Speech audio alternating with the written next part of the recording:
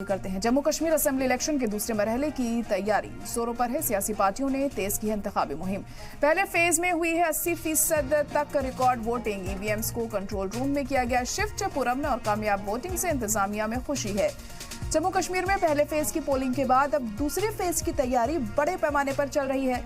First phase में 61% से ज्यादा रिकॉर्ड वोटिंग दर्ज किया गया। सेकंड फेज पर इसका क्या असर पड़ेगा और सेकंड फेज में इलेक्शन को लेकर क्या माहौल है,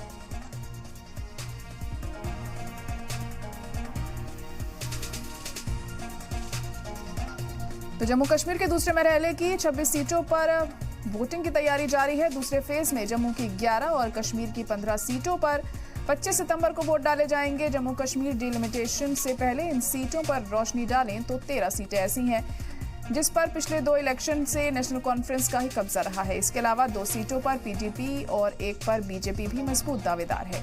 लेकिन 370 हटने के बाद रियासत का दर्जा खत्म किए जाने और डिलिमिटेशन से इस इलेक्शन पर क्या असर पड़ेगा, ये किस पार्टी को फायदा होगा और किसको नुकसान, ये 8 अक्टूबर को क्लियर होगा।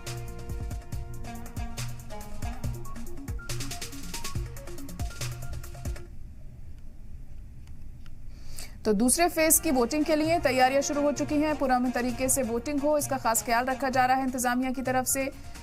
तो जम्मू कश्मीर असेंबली इलेक्शन के दूसरे मरहले की तैयारियां हो रही हैं। सियासी पार्टियों ने इंतखाबी मुहिम तेज कर दी है। जो तमाम आला नेता हैं अपनी अपनी पार्टियों के लोगों के बीच पहुंच रहे हैं और खिताब कर रहे हैं।